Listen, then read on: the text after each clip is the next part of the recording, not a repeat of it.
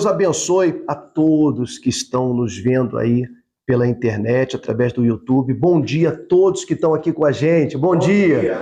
Deus abençoe todo mundo. Grato pela presença de todos para o nosso culto de Santa Ceia. Então nós vamos falar com Deus. Tenho certeza que Ele vai tocar na sua vida.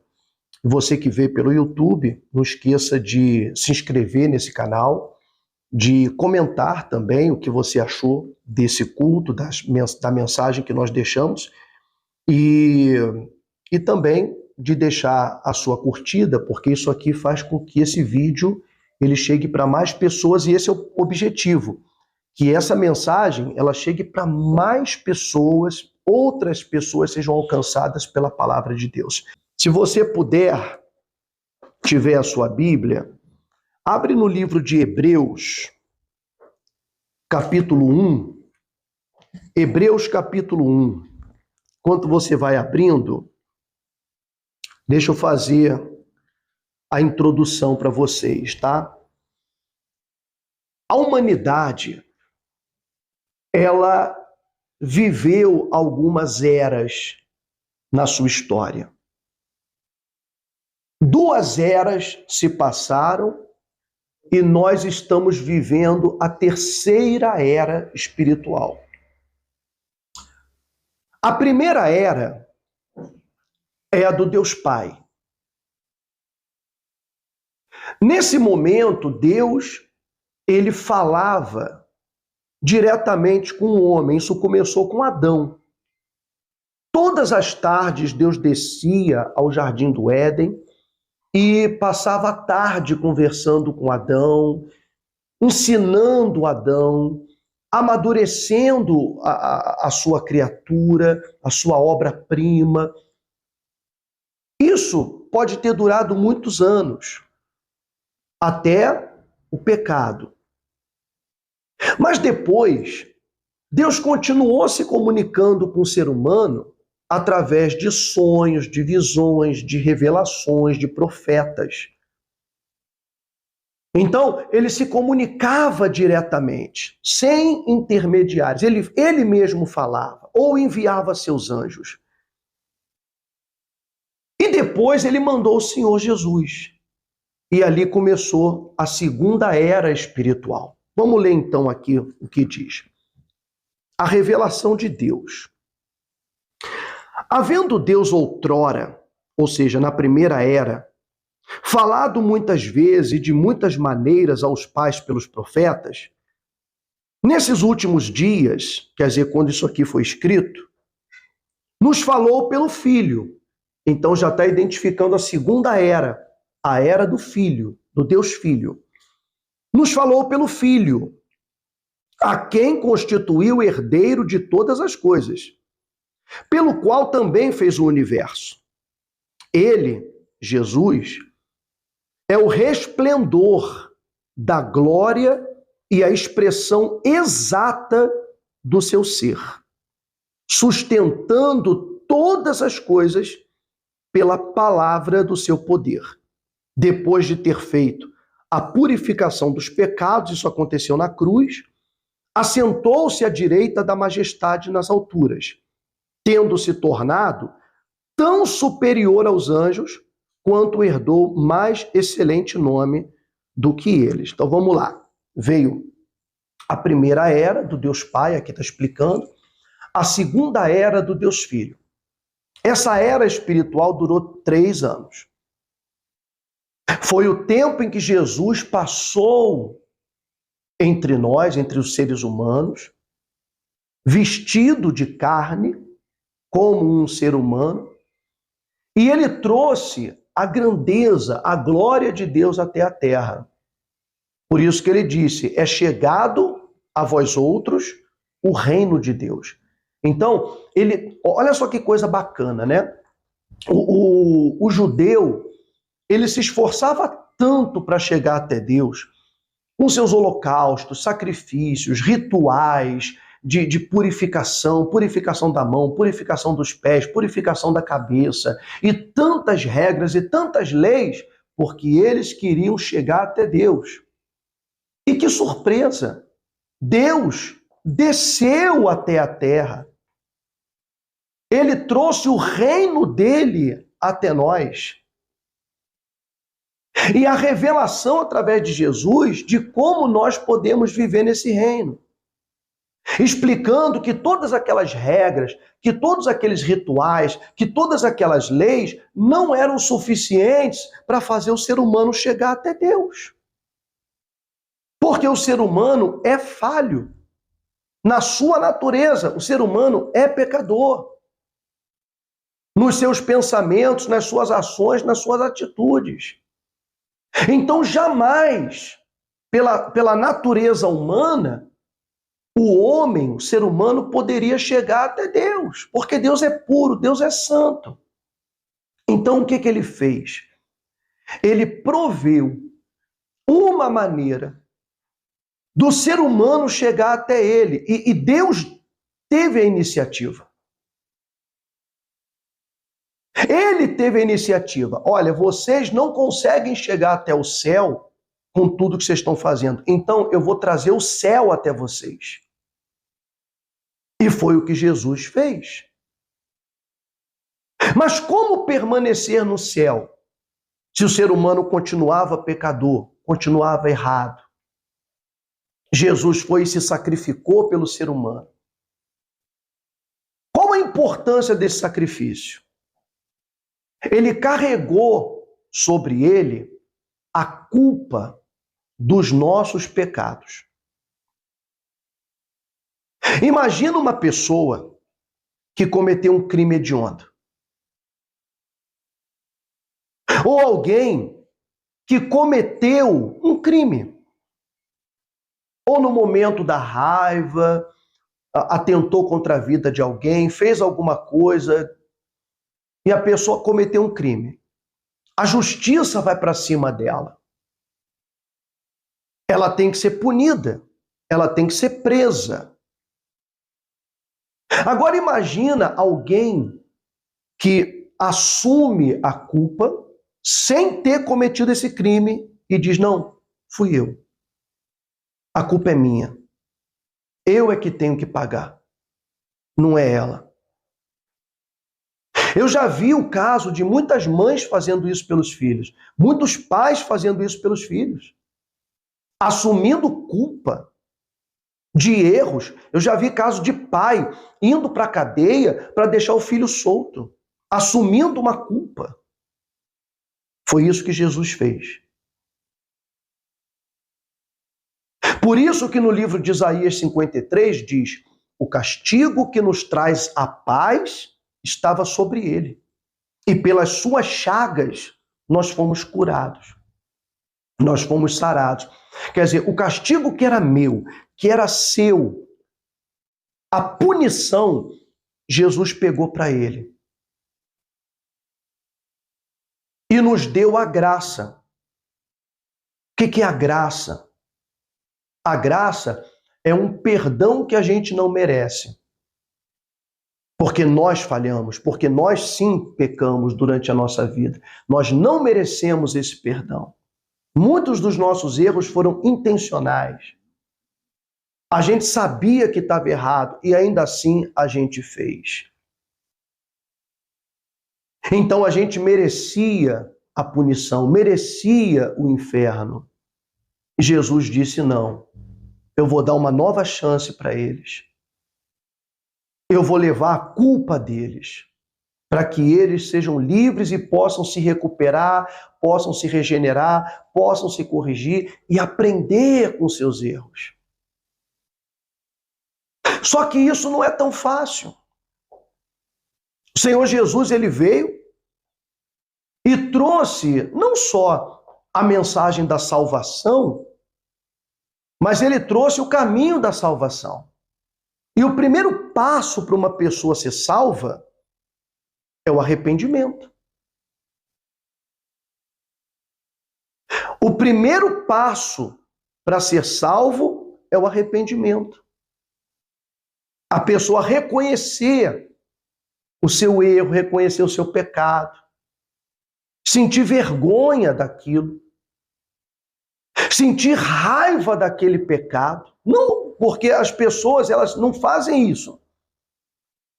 As pessoas, elas cometem seus erros e elas colocam a culpa nos outros. Muita gente, ó, você vê que tem muitos filhos que estão passando por situações em que eles colocam a culpa nos pais. A filha coloca a culpa na mãe, o filho coloca a culpa no pai. Ah, eu estou assim porque meu pai me abandonou, porque minha mãe não me criou direito. E coitada da mãe. De repente ela tinha que deixar o filho com o vizinho, com a vizinha, com uma tia, porque a mãe tinha que trabalhar fazendo faxina, fazendo limpeza, de manhã até de noite, todos os dias, para que essa filha tivesse o que comer. Mas ela não entende, ela não compreende. Porque na natureza humana está sempre o desejo de procurar um culpado para os seus flagelos, um culpado para as suas desgraças, desculpa a expressão.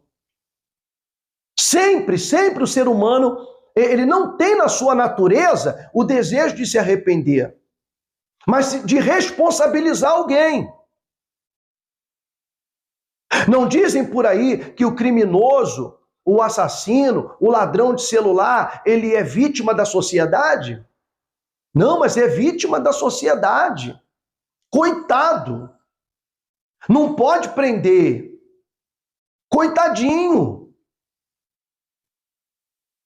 Vê como hoje estão trabalhando a pedofilia, os jornalistas, ensinando que o cara que abusa de uma criança, ele é um doente, ele não é um criminoso, é uma doença, coitado. Ele não consegue não fazer isso, pobrezinho. Quer dizer, tudo eles querem colocar ou responsabilizar alguém, responsabilizar outro e dizer, não, ele não é responsável pelo que ele faz. Sendo que o primeiro passo para a salvação da alma é o arrependimento. E o ser humano não consegue se arrepender. Estava conversando com a pastora esses dias, acho que foi ontem ou anteontem. Por que você acha que Adão e Eva foram expulsos do paraíso?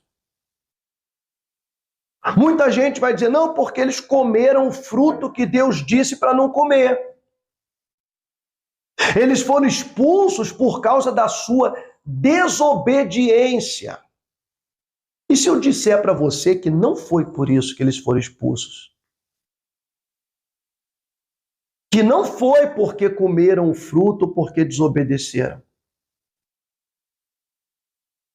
Os dois foram expulsos porque não tiveram capacidade de reconhecer a besteira que fizeram, de confiar no Deus que conversava com eles todos os dias, confiar nesse Deus, de contar para ele o que eles fizeram. E eles não se arrependeram, mas eles ficaram empurrando a culpa um para o outro. Quando Deus veio, perguntou, Adão, onde você está? Adão estava escondido. Por que ele estava escondido? Deus nunca fez mal para ele.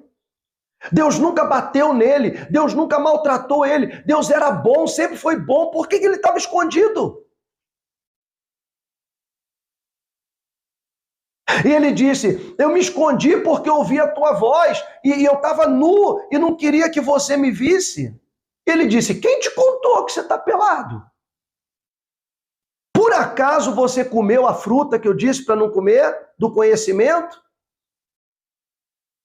O que Adão tinha que fazer nessa hora? Sim, Senhor, eu comi, me perdoa, eu errei, eu estou arrependido, eu assumo a responsabilidade, não. Ele disse, a mulher que o Senhor me deu, essa mulher, eu estava sozinho aqui, estava tranquilo, o Senhor me deu uma mulher, essa mulher veio, comeu e me ofereceu, e eu comi. Aí Deus foi para a mulher. Por que você fez isso? O que ela tinha que dizer? Porque ela podia simplesmente falar, Senhor, eu me deixei levar e pequei e errei, o Senhor me perdoa. Não, ela disse assim, não, a serpente lá me enganou. E aí eu comi. Quer dizer, um jogo de empurra. Então eles foram expulsos do paraíso, não porque comeram o fruto, porque Deus é perdão, Deus é misericórdia. Deus tratava os dois como filhos. Você acha que Deus ia jogar eles na lama? Mas eles foram para a lama por causa da sua incapacidade de se arrepender do seu erro, de reconhecer a besteira que eles fizeram. E isso, essa incapacidade, ela ficou incrustada na natureza, no DNA do ser humano. De sempre procurar uma justificativa para a besteira que faz. A mãe pergunta para a criança, Pedrinho, por que você fez isso? Ah, mas o Joãozinho também fez. Mas você não é o Joãozinho. Já a criança, ela busca uma justificativa para o seu erro. Já está na natureza, no DNA do ser humano, desde Adão e Eva. Isso foi sendo passado.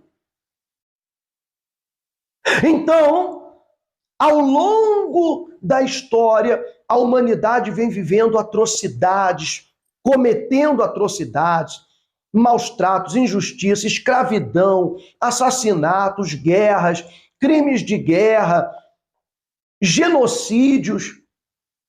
Tudo por quê? Pela incapacidade de reconhecer que está errado. De se arrepender, de fazer de novo, fazer melhor. Não. O ser humano, ele vai, continua, piorando cada vez mais a sua situação. Então Deus vem, manda o Senhor Jesus e diz, arrependei-vos. Para que vocês sejam salvos. O reino de Deus vem até vocês. Mas o primeiro passo é o arrependimento. De aí que veio o batismo nas águas. Como um símbolo do arrependimento, da pessoa reconhecer o seu pecado, então ela vai até as águas e se batiza. Mas o ser humano continua incapaz de entender esse conceito.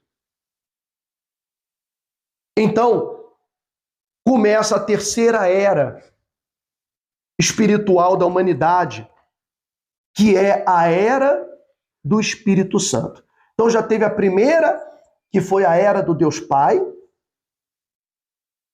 a era do controle, das regras muito rígidas, que já que vocês não conseguem entender o que é certo e o que é errado, então ou vocês fazem ou vocês morrem.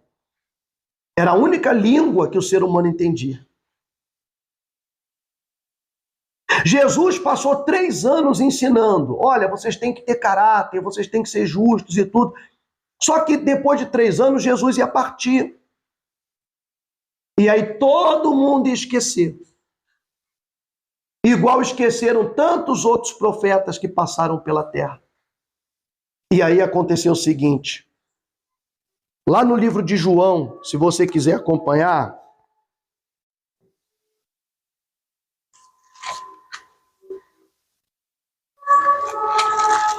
João, capítulo 14, versículo 16 em diante. Aqui Jesus promete a terceira era, que é a que nós estamos vivendo. E ainda vai ter uma quarta era. Ainda vai ter uma quarta era. Você já deve ter ouvido muito falar da nova era. Já ouviram falar da nova era? Então, o mundo está se preparando para essa nova era, que vai ser uma era onde Deus vai ser excluído da humanidade. Essa vai ser a nova era. Então vamos lá, terceira era. Eu rogarei ao Pai, e Ele vos dará outro Consolador, a fim de que esteja sempre convosco. O Espírito da verdade, que o mundo não pode receber, porque não o vê nem o conhece. Aí ele fala para os discípulos: vós o conheceis, porque ele habita convosco e estará em vós. Não vos deixarei órfãos, voltarei para vós outros. Ainda por um pouco e o mundo não me verá mais. Vós, porém, me vereis, porque eu vivo, vós também vivereis. Naquele dia vós conhecereis que eu estou em meu Pai, e vós em mim, e eu em vós. Então, agora você vê a ação do Espírito Santo. Jesus, ele disse, olha, ele é o Espírito da verdade, que o mundo não pode receber, porque não o vê e nem o conhece. Porque o mundo, ele vive na mentira. O mundo gosta da mentira. As pessoas, elas gostam de alguém que minta para elas. Se a mentira faz com que elas se sintam melhor, elas preferem a mentira. As pessoas não gostam da verdade.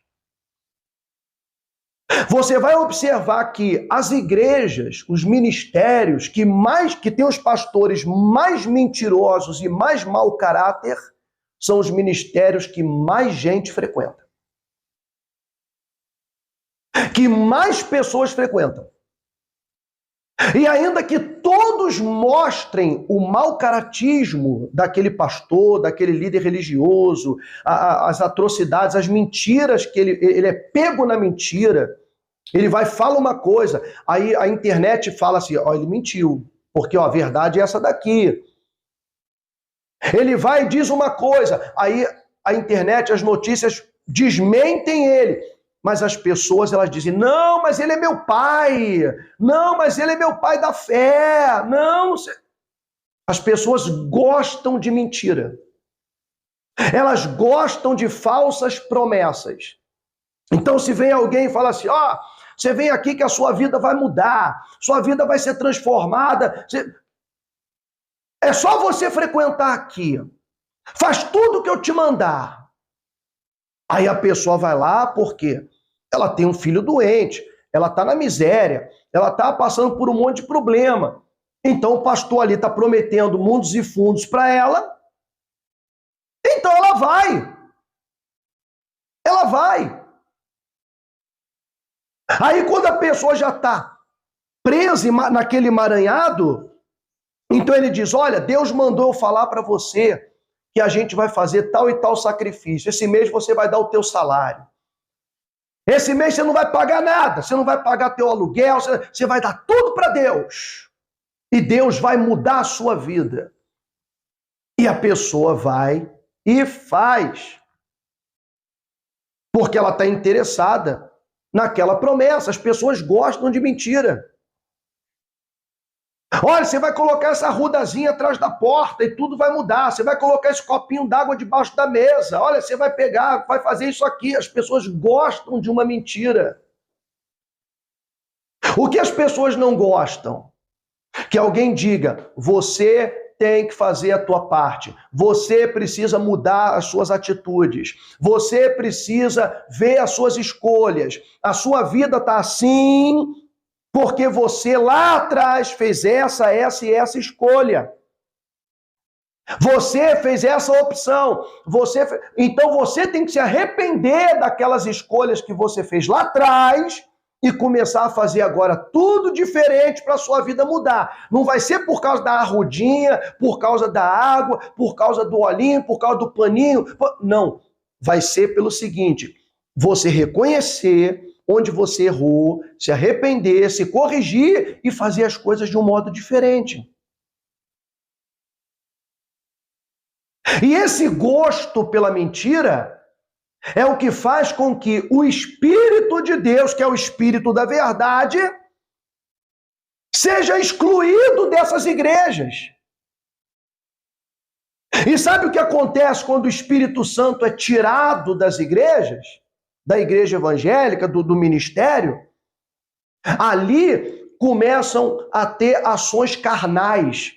Então, o pastor é carnal e ele forma obreiros carnais, o bispo é um homem carnal que forma pastores carnais, e aí que tem abusadores dentro da igreja, pessoas que passam por cima de qualquer tipo de ética, de valores, que abusam, escravizam as pessoas, maltratam as pessoas, porque o Espírito Santo saiu daí. Não tem espiritualidade, só tem uma religião. E as pessoas seguem aquela religião. O Espírito Santo é o Espírito da verdade. Ele não habita onde está a mentira. Então, se as pessoas vão a um lugar atrás de mentira, ela não está indo atrás do Espírito Santo. Porque, olha, a coisa mais difícil é lidar com a verdade. A coisa mais dura, mais difícil é lidar com a verdade. Quer ver? Você vê uma pessoa católica que desde criança ela foi educada a venerar e cultuar as imagens de gesso, de bronze, do São Fulano, São Beltrano, São Pedro, São Sebastião e não sei o quê. Ela foi desde criança doutrinada a esse tipo de culto. Ela só lê na Bíblia Salmos, ela lê Provérbios. O padre que faz a missa, ele prega Salmo, Provérbio, e digamos a verdade, hoje em dia tem muito padre que nem fala mais da Bíblia, ele vai e fala de política, ele vai e fala o que ele acha, ele vai e fala o que ele pensa, ele vai e fala do costume do fulano, do Beltrano, começa a falar de costumes, mas não fala da Bíblia. Não prega a palavra de Deus. Você não vai ouvir um padre na Igreja Católica pregando os 10 mandamentos e dizendo assim, ó, Deus falando, não terás outros deuses diante de mim, não farás escultura, nem do que está no céu, nem do que está na terra, nem do que está debaixo dela. Não lhes dareis culto. Fala-se tanto dos 10 mandamentos, o não adulterarás, não roubarás, não matarás, mas não fala o começo dos 10 mandamentos. Eu sou o Senhor, seu Deus, não terás outros deuses diante de mim, a não ser que seja um padre meio rebelde. Vai ter um padre rebelde ao estilo de Martinho Lutero que vai por aí falar alguma coisa. Mas dificilmente você vai ouvir. E quando a pessoa ouve alguém falando disso, ela não quer lidar com aquela verdade, porque ela diz, mas como? A pessoa tem 80 anos, então 80 anos de catolicismo, como depois de 80 anos ela vai reconhecer que estava errada por 8 décadas da sua vida? Como lidar com isso agora? 80 anos, 70 anos da minha vida, 60 anos da minha vida, 40, 50, que eu sempre acreditei nisso, acreditei nesse jeito. E agora, vou jogar esses 50 anos no lixo? Tudo que eu fiz, eu ajudo na igreja, eu ajudo a arrumar as coisas na igreja, eu vou jogar tudo isso agora? Não, a pessoa diz, não, fazer de conta que isso não é nada. Mais importante é manter a minha religião. Então eu digo para você, lidar com a verdade é muito difícil. E quando alguém joga a verdade, como eu estou falando aqui, é possível que tenha pessoas que fiquem com raiva, que fiquem com ódio, falar assim, me respeite. Uma pessoa escreveu para mim assim, eu sou católica, respeite a minha religião. Respeite a minha religião. Quer dizer, a pessoa, ela não sabe lidar com a verdade. Por isso que o Espírito Santo, que é o Espírito da verdade, ele não está dentro de um monte de igrejas que tem por aí. Não está. Só está ali o pregador, estudioso, estudou teologia, fez curso disso, curso de escatologia, ou não fez curso nenhum. Simplesmente aprendeu a enrolar a língua com algum maluco, rodar e cair, rodopiar e sapatear, e pronto! Virou pastor. Dá 3 gritos, lê um versículo da Bíblia no altar e pede oferta. Pronto, já é um pastor. Sem o Espírito Santo, levando as pessoas ao engano, à mentira. Então, o mundo não vê e nem o pode receber, porque não conhece. Aí Jesus falou, eu não vou deixar vocês órfãos.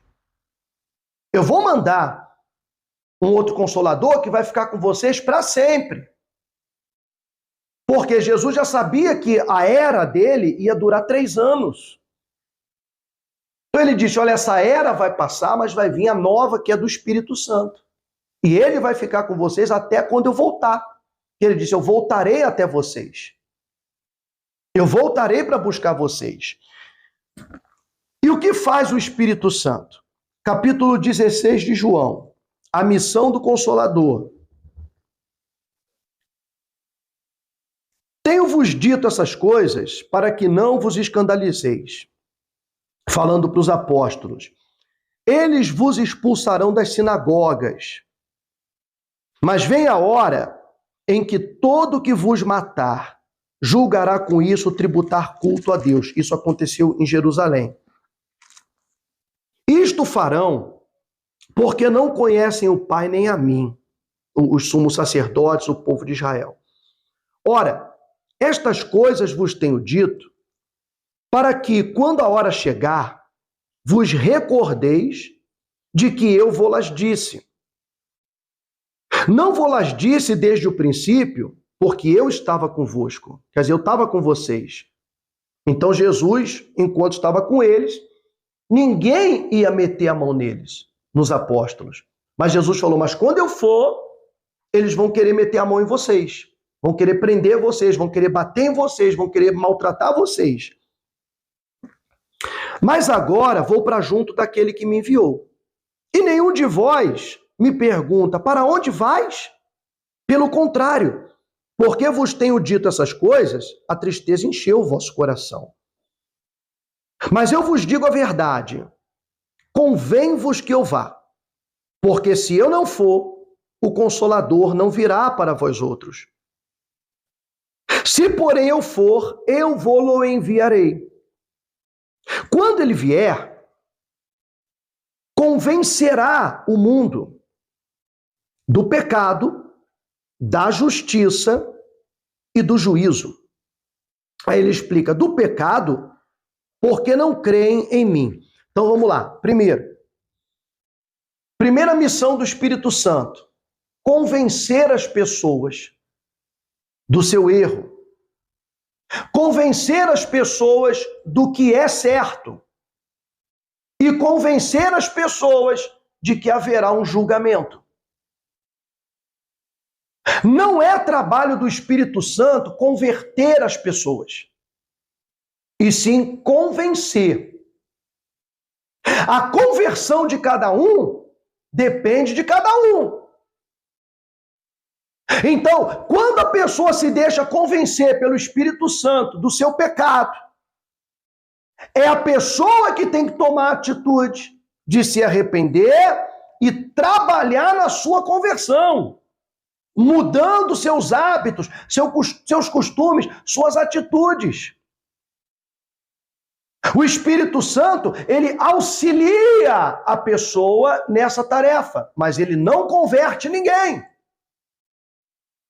Então, quando alguém pede, diz, Senhor, converte meu filho, converte fulano. Não, é o fulano que tem que se converter. Então a forma correta é orar, Senhor, mostra para ele que ele está errado, faz ele ver. Abre os olhos dele, abre os olhos dela, Espírito Santo, mostra para ela. E o Espírito Santo vai mostrar para aquela pessoa. Mas se ela vai mudar ou não, vai depender da vontade dela. Tem gente que nos pede oração pelo casamento do filho, pede oração pelo casamento da filha, pela vida sentimental. E às vezes a pessoa manda uma mensagem porque a coisa não está indo, aí pergunta assim, pastora, você está orando mesmo? A pessoa liga cobrando, fala assim, pastora, manda para a Andréia, a senhora está orando mesmo pela minha filha? Não esquece não, ore, porque a pessoa não entende que é a filha dela que tem que escolher. É o filho ou é o genro que tem que escolher para o casamento ser restaurado. Então a nossa oração é para que Deus faça a pessoa ver aquilo que ela não está vendo. Mas aí a pessoa que tem que fazer a sua escolha. Então aqui o Espírito Santo vem, aí ele fala, convencerá o mundo do pecado, da justiça e do juízo.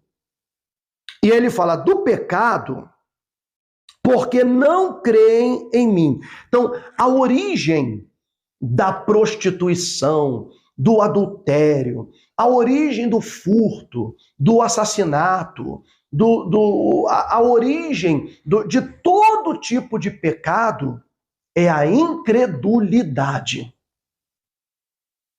O maior de todos os pecados é a incredulidade, é não crer em Deus. Não crer que Ele é o Senhor, que Ele é o juiz de todos os povos, que Ele é o Senhor de todos os povos, que Ele é o Criador de tudo. Porque a partir do momento em que não há Deus, a partir do momento que as pessoas dizem, não, Deus não existe, então ela se permite fazer qualquer coisa que ela quiser, sem pensar nas consequências. Por isso que o mundo está do jeito que está. Porque as pessoas não creem, elas não creem. Elas dizem, não, eu sou livre, eu faço o que eu quiser. A cultura do mundo é essa. Você vê as coisas que são discutidas. Não, vamos liberar a droga. As pessoas, elas vão poder andar com 60 gramas de maconha. Aí vem um outro juiz e falou, não, pode ser até 100. Até 100 gramas não tem problema, não. Se for pego com 100 gramas, não pode prender. Essa é a discussão. Só que essa pessoa que vai comprar 60 gramas, 100 gramas de maconha, vai comprar de quem? Tem lojinha de maconha na rua? Dá para comprar maconha na farmácia? Não, a pessoa vai ter que abastecer o tráfico. Ela vai ter que gastar lá no morro, ela vai ter que pagar para o traficante. O mesmo traficante que comete homicídios. Vê lá no Rio de Janeiro, os traficantes que mataram 3 médicos que estavam num quiosque. 3 médicos daqui de São Paulo que foram para lá, para um congresso. E pararam os traficantes e mataram os 3. Por engano. Ah, desculpa. Era outro que eu queria matar, não era você. Matou. Deixou 3 famílias destruídas.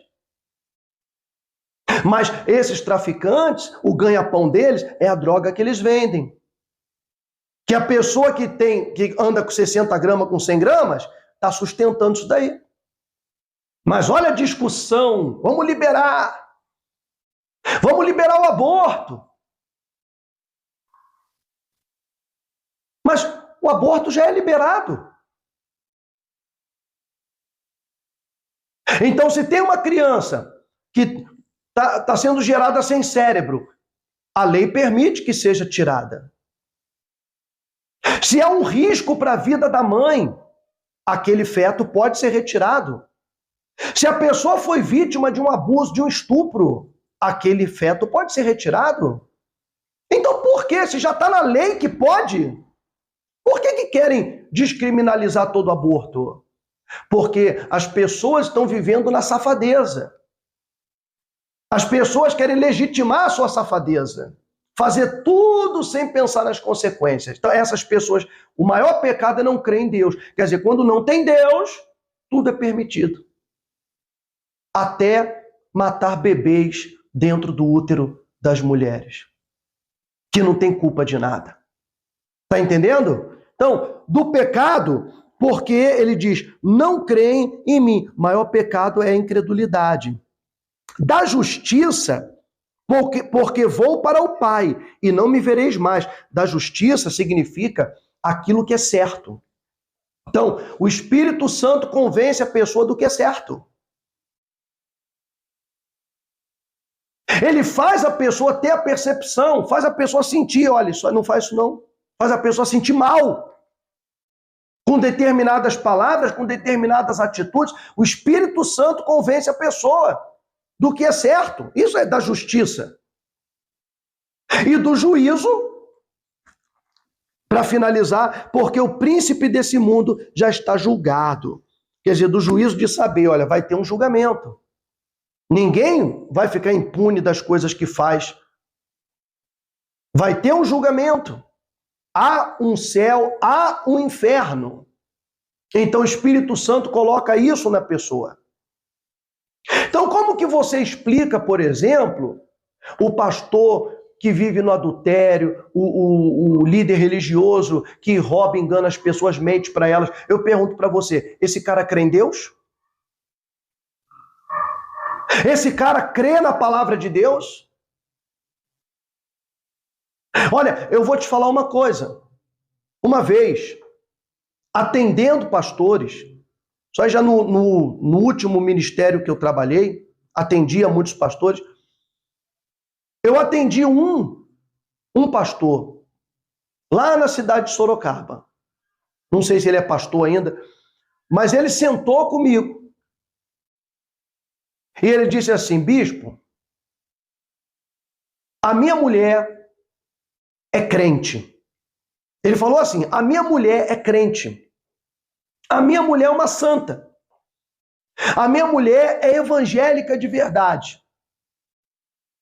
Mas ele disse para mim, mas eu sou perturbado.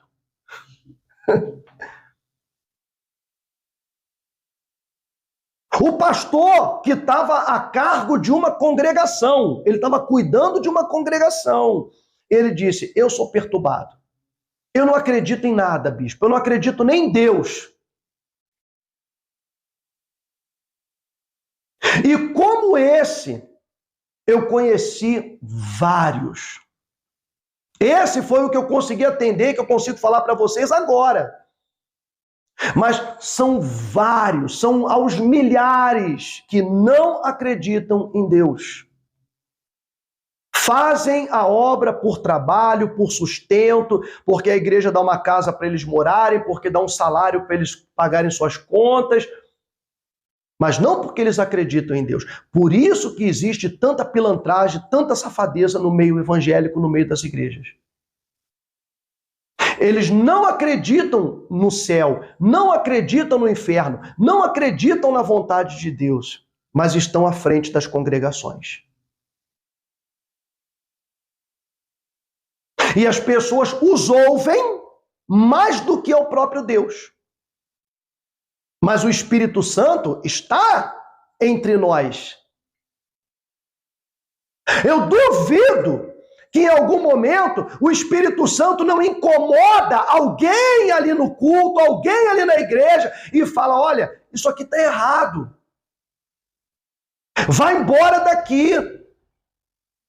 Procura uma igreja decente, procura uma igreja de verdade. O Espírito Santo incomoda, mas a pessoa prefere ficar confortável, que ela fala, não, mas aqui é onde eu conheço. Ah, mas aqui eu já conheço todo mundo. Ah, mas aqui eu já estou acostumada. Esse é o erro das pessoas. Então, o Espírito Santo, ele convence. O Espírito Santo é aquele que nos guia. Ele nos guia à verdade. Quer dizer que a pessoa que não tem o Espírito Santo, que não tiver o Espírito Santo, dificilmente ela vai ser salva. Vai ser muito fácil a pessoa ser enganada por qualquer oferta que esse mundo apresentar. Porque ela não tem aquele que a guia, que lhe orienta, que lhe fortalece, que lhe consola. Então, por causa de uma dor, olha a quantidade que a gente vê aí de pastores, missionários que tiram a vida. Porque não suportam a pressão, porque não suportam a dor, porque não suportam a vergonha e tiram a própria vida.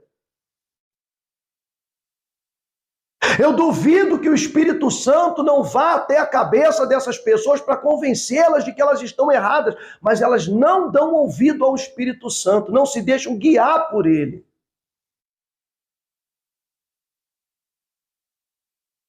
Você tem que chamar o Espírito Santo, tem que pedir para o Espírito Santo entrar na sua vida, mas primeiro você tem que limpar o seu coração. Porque ninguém toma água num copo sujo. Ninguém serve comida num prato sujo, um prato que já foi usado.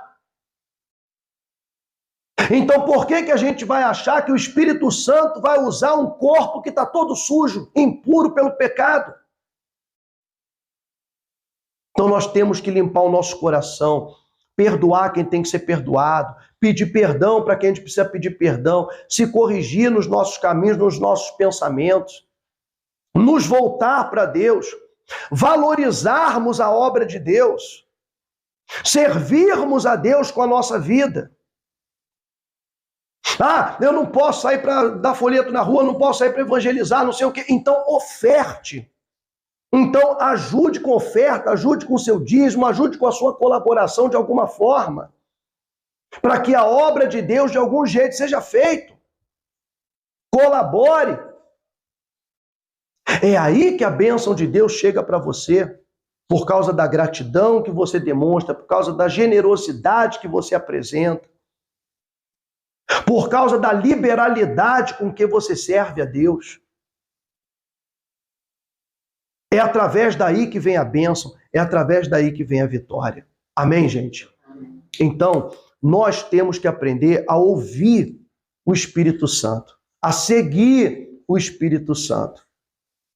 Nós estamos vivendo essa terceira era. E essa terceira era vai ser concluída no arrebatamento dos filhos de Deus. No arrebatamento. Porque quando os filhos de Deus forem arrebatados, o Espírito Santo vai embora com eles. E a igreja vai ficar? Vai. Os filhos de Deus vão ser arrebatados. E a igreja? A igreja institucional, a instituição, a igreja com placa, com CNPJ, com pastor, com bispo, vai ficar para a grande tribulação. Porque Deus não vai levar no arrebatamento placa de igreja nem carteirinha de membro.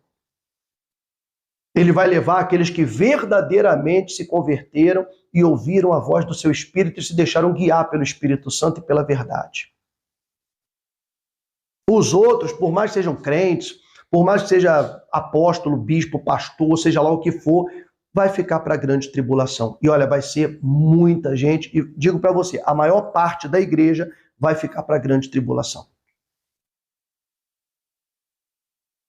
E os dias são maus.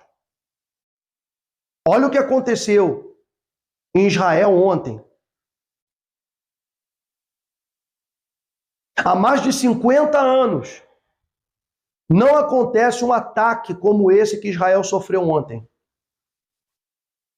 E ontem foi sábado.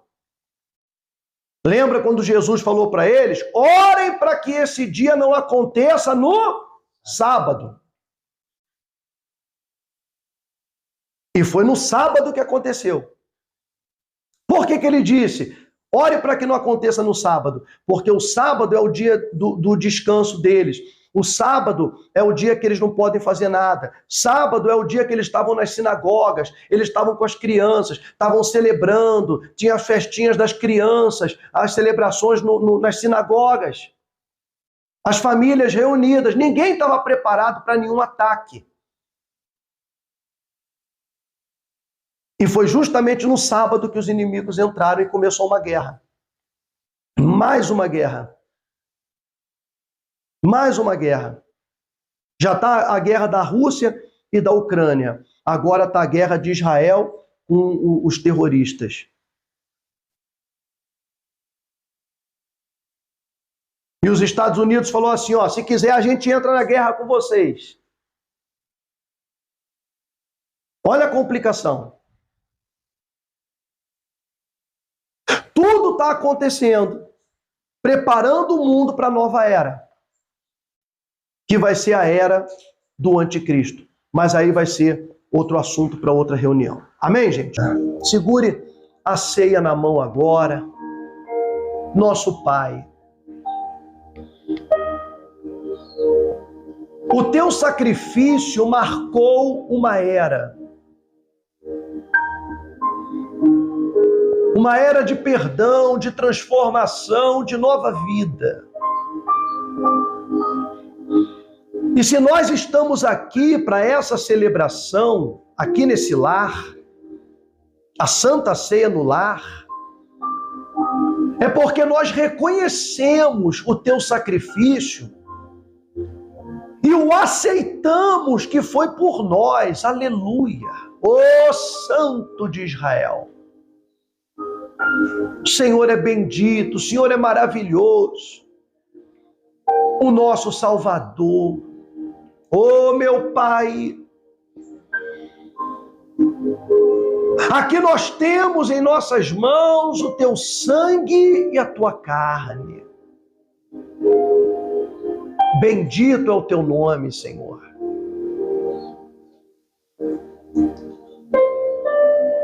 Nos purifica, para que nós possamos ter uma nova vida. Derrama sobre nós o teu Espírito, encha-nos de ti agora, nos fortaleça, Pai. Consagra o pão, que é a tua carne, e através dele traga força e saúde para todos. Em nome de Jesus, com seus olhos fechados e com toda a reverência, comam todos a carne de Jesus.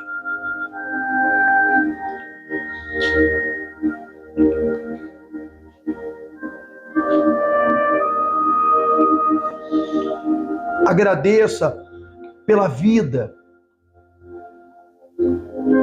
Agradeça por estar de pé. Oh, aleluia! Nós louvamos e exaltamos o teu nome. Deus bendito e glorioso. Traga força, revigora cada coração. Levante o cálice agora, Senhor. Nos purifica, nos limpa através do teu sangue. E nos dê uma nova vida a partir de hoje. Em nome de Jesus. Bebam todos o sangue do Senhor pela fé.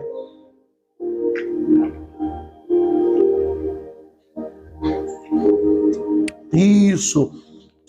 Deixa o cálice aí do lado, não se preocupa com ele não. Agora vem, meu Pai. Oh, vem. Espírito Santo, venha sobre nós. Venha, meu Senhor. O Senhor disse que se um filho pedir pão, o pai não lhe dará uma pedra. Ou se pedir um peixe, não lhe dará uma serpente. E o Senhor falou, se vocês, sendo maus, sabem dar boas coisas para os seus filhos, quanto mais o Pai Celestial dará o Espírito Santo a todos quantos o pedirem. Nós queremos o teu Espírito sobre nós. Oh, aleluia! Venha sobre a nossa vida agora, Espírito Santo. Venha sobre cada pessoa que está aqui. Sobre a mente, os pensamentos, o coração. venha nos regenerar, venha nos revigorar. Espírito Santo nos revigora, Espírito Santo nos levanta, nos ergue. Espírito Santo, traga a tua verdade até nós, o teu reino. Ó Espírito Santo, venha sobre essa casa, sobre esse lar, sim, meu Deus, porque nós oferecemos a Ti a nossa vida. Aleluia, aleluia. Comece a louvar o Senhor, comece a dizer aleluia, aleluia, aleluia. Diga para Ele: eu te amo, Senhor, eu te adoro, Espírito Santo, eu te adoro, eu quero ser cheio do seu poder, da sua glória. Aleluia, aleluia, aleluia. Nós bendizemos o teu nome, ó Deus. Santo é o Senhor. Aceita a nossa vida, aceita o nosso coração. Entrega a sua vida para Ele agora, igreja. Entrega o seu coração para Ele. Diga: Senhor, eu estou aqui para te receber. Eu estou aqui porque eu te amo, porque eu quero viver a tua graça, eu quero viver o teu amor. Eu quero viver. Oh, meu Pai, traga algo novo, uma novidade de vida sobre teus filhos e tuas filhas agora. Encha-os do teu amor, da sua graça, do seu poder. Nós bendizemos o teu nome, te louvamos, te glorificamos e te agradecemos. Em nome de Jesus, digam amém. Graças a Deus. Jesus, seja cheio, cheia do Espírito Santo nesse momento. Amém?